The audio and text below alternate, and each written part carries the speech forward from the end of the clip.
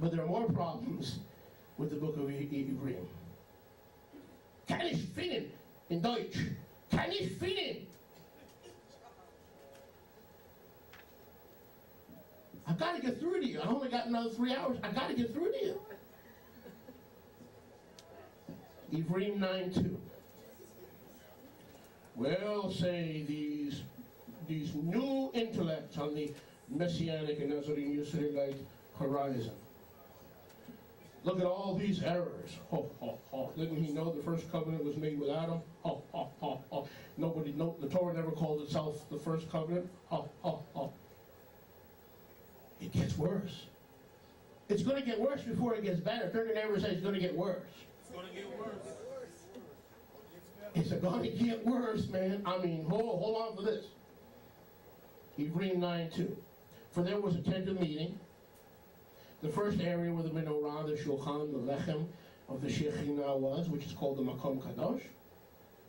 And after the second veil, the area of the tent of meeting, which is called the Kadosh HaKedosh, Shim, which had the golden censer, the Ark of the Testimony, covered on all sides with gold, the golden pot that had manna, and Aharon's mateh, rod that budded, and the tablets of the Edut, or the tablets of the testimony. Ed is a biblical name. If you have an English name named Ed, in Hebrew that means testimony, you have a biblical name. Don't change it.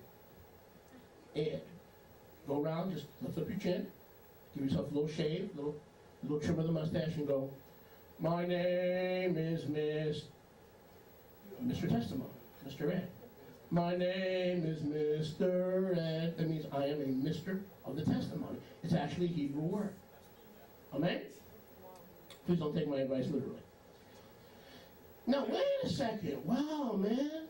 Look at verse 5. And over the cheruvim of Tiferet, showing the mercy seat, of which we won't speak now in detail. Look at me.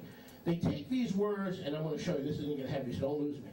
We won't speak now. You know what they say? You know why the writer of Hebrews can't speak about it? Because he's an idiot. He doesn't know about it. You see those words, we can't speak? They say it literally means that the writer of Hebrews doesn't know what he's talking about and admits to the fact that he doesn't know what he's talking about. So he says, can't speak about it because I don't know much about it. Is that what it says? Let's read it again. Look at the end of verse 5. The writer says, well, there are the cheruvim of Tiferet, overshadowing the mercy seat, of which now we won't speak in detail. You know what they're saying? The reason that the writer of Hebrews can't write in detail is because he's a church guy who's trying to prove that the New Testament has come and that the Torah has been nailed to the cross and that the Torah has been done away with. And because the Torah has been done away with when it comes to describing the truth of the atonement and the covering of man's sins, not the removal, but the covering of man's sins in the Torah, the guy's an idiot. He basically comes from the church and he has no knowledge of the Torah, so he can't speak in detail. He only knows general principle. That's what they teach. Can you imagine that? But that's not even what I was talking about. Is anyone enjoying? Amen. Other than the back row, is anyone enjoying? Amen. Baruch Hashem Yahweh. Do you see the problem here? I do. There's a mistruth in these verses. And they go, aha! Now I know the book of Hebrews is not inspired. And I want to tell you something. More and more of your Nazarene Israelite brethren are going to be falling for this in the days, weeks, months, and years to come. The Messianic rabbis and leaders are already falling for this. And you might mark my words, when you start questioning the book of Hebrews, you're right next door. They're kissing sisters of questioning Rav Shaul's writings. And when you start questioning Rav Shaul's writings, you're gone, and you haven't heeded the warning of 2 Kepha 3:16, which says some of these things that Rav Shaul writes are hard to understand, and those who are being led away by a spirit of Torahlessness are deceived by that. Make sure you don't fall into that error. The true test of spiritual maturity in Messiah Yeshua is, do you believe Rav Shaul's writings are inspired? Because many people fail that test because they believe Rav Shaul contradicts the Torah when he actually affirms the Torah. And Rav Shaul's writings are hard to understand. They're designed by Yahweh to be hard to understand, to test how spiritually mature you are. If you see Galatians as explaining the Torah or a midrash on Torah rather than contradicting the Torah, it's a litmus test of how spiritual you are. And the reason Paul seems to always contradict the Torah is because you haven't been as spiritually mature and refined as you and I think we have. It's a test, and we often fail that test. We think Rav Shaul is contradicting the Torah. For instance, if you are circumcised, you're fallen from grace. I say to you, if you're circumcised, you've fallen from grace. Mashiach has become of no effect to those of you who are circumcised. Now, that seems like he's teaching against Brit Milah, but he's not. He's saying to those Galatians, if you're obeying the Pharisees from Jerusalem, and you're getting circumcised, and you have no faith in Yeshua, and you're joining their country club, and you're not bought by the blood of Yeshua, and you don't understand that a circumcision without the blood of Yeshua is worthless, you're a child of the covenant, but you're not a redeemed child of the covenant, you've fallen from grace. First, get circumcised in your heart, and then go get circumcised in your flesh. They were running to get circumcised in their flesh before they presented their hearts to Yahweh on the altar. That's what Galatians is. It is correcting a reversal of the priorities. It is reprioritizing what should be correct and what should be incorrect. You follow me? But those of us who come from a church background and we think we're mature, but we're really not that mature, we go, well, Paul forbids circumcision. If he did, he's a false prophet. Yahweh said, I gave you circumcision for all generations, forever. How could Rav Shaul be a rabbi and teach against circumcision? He was teaching against circumcision before understanding the gospel. That's what he was doing. First you've got to understand the gospel, then go and get circumcised because you want to show outwardly what's happened inwardly. Do you understand? I know you do. If you don't, just act like you do. Baruch Hashem Yahweh. Turn to your neighbor and say, act the part. Act the part. Or get mature. One of those two. And that's why you need teaching from a Hebraic perspective. Not because I'm smarter or I'm more brilliant, but because we teach it from a Hebrew perspective and not a Greco-Roman perspective. Baruch Hashem Yahweh. Well, no one in this room was able to pick up on what's wrong allegedly. Turn to your neighbor and say allegedly. Allegedly. Let's try that again. Allegedly. What's allegedly wrong with these verses? It's nice, right?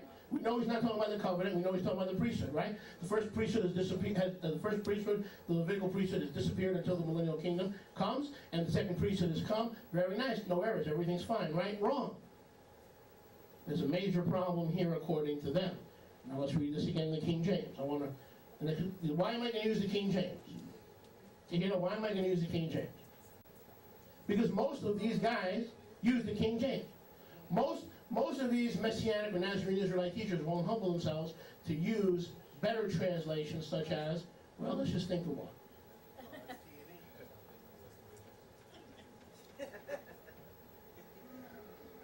The Restoration Scriptures, True Name Edition. But even there's a problem because I have the word covenant bricked in there, and I've had to take it out for the third edition. So watch this. Ephraim chapter 9, verse 5. Now let's read the King James. Ready? Turn to your neighbor and say, we're going to get some King James. We're going to get showered with King James, so please just bear with me. Try to hang in there. It's not too bad. For there was a tabernacle prepared, the outer one, in which the lampstand and the table and the sacred bread, which is called the holy place. And behind the second veil there was a tabernacle, which is called the Holy of Holies, having a golden altar of incense and the Ark of the Covenant, covered on all sides. Uh-oh, time out. He says the Holy of Holies had the altar of incense. No, it didn't. No, it didn't, darling. Read Exodus 35. Read the Torah. The altar of incense was in the holy place, the Makom Kadosh, not the Kadosh HaKadoshim. I'll let you think about that while I have a sip. Amen.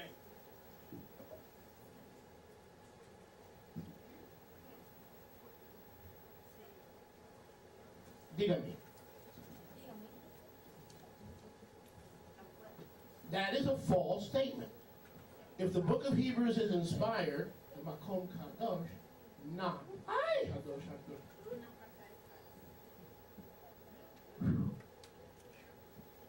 That is a false statement. The altar of incense was where? In the holy place. And what else was in the holy place? The menorah, the Shulchan HaPanayim, the table of showbread, and the menorahs,